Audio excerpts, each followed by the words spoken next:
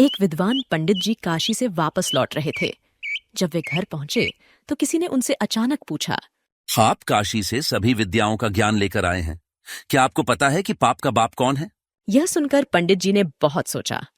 ग्रंथों के सभी पन्ने पलट डाले, परंतु कहीं भी इस प्रश्न का उत्तर नहीं मिला। पंडित जी फिर से काशी गए, लेकिन वहां भी उत्तर नहीं मिला।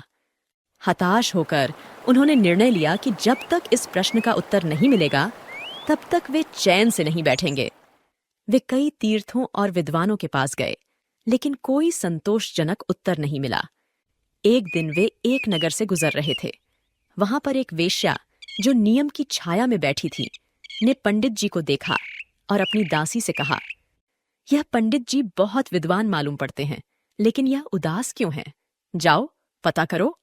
दासी दौड़ते दौड़ते गई और पंडित जी से पूछने लगी, महाराज, मेरी मालकिन ने पूछा है कि आप इतने उदास क्यों हैं? पंडित जी बोले, मुझे न कोई रोग है न धन की चाह।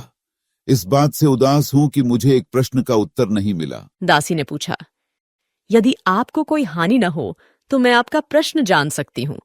हाँ, मेरे मन को विचलित करने वाला प्रश्न है कि पाप का बाप कौन है। दासी तुरंत अपनी मालकिन के पास गई और उनसे सारी बात बताई। वेश्या ने प्रश्न सुनकर कहा, इसका उत्तर तो मैं ही बता सकती हूँ। बुलाओ पंडित जी को मेरे पास। दासी दौड़ते दौड़ते गई और पंडित जी को बुला लाई। पंडित जी भी आए, क्योंकि वे हर प्रकार से प्रश्न का उत्तर जानना चाहते थे। महाराज, मैं आपके प्रश्न का उत्तर दूंगी, लेकिन इसके लिए आपको कुछ दिन यहां रुकना पड़ेगा। पंडित जी ने सोचा कि जिस प्रश्न के उत्तर को पाने के लिए मैंने इतनी मेहनत की, कुछ और दिन रुकने में क्या हानि है। उन्होंने वेश्या का प्रस्ताव स्वीकार कर लिया। वेश्या ने उनके लिए रहने का प्रबंध कर दिया और उनके भोजन, पूजा पाठ की सारी व्यवस्था की। पंडित जी बड़े धार्मिक व्यक्ति थे, स्वयं भोजन बनाते थे। वेश्या रोज सज-धज कर उन्हें प्रणाम करने आती थी। एक दिन उसने कहा, भगवन, आपको स्वयं भोजन बनाते देख मुझे बहुत कष्ट होता है। अगर आप अनुमति दें तो मैं स्नान करके पवित्र वस्त्र पहनकर भोजन बना दिया करूंगी, और यदि आप मुझे यह सेवा करने का अवसर देंगे तो मैं आपको 10 स्वर्ण मुद्राएं रोजाना दक्षिणा में दूंगी।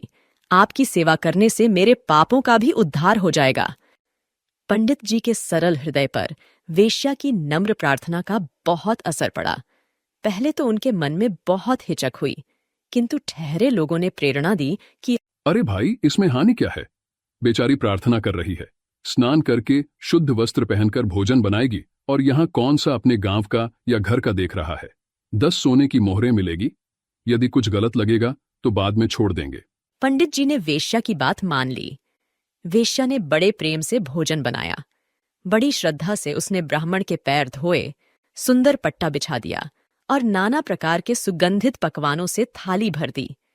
पंडित जी के आगे परोस दिया, किंतु जैसे ही ब्राह्मण ने थाली में हाथ डालना चाहा, वेश्या ने एकदम थाली उनके आगे से हटा दी। यह क्या मजाक है? यह मजाक नहीं है पंडित जी, यह तो आपके प्रश्न का उत्तर है। यहां आने से पहले आप भोजन तो दूर, किसी के हाथ का पानी भी नहीं पीते थे, मगर स्वर्ण मुद्राओं के लोभ में आपने मेरे हाथ का बना खाना भी स्वीकार कर लिया। यह लोभ ही पाप का गुरु है।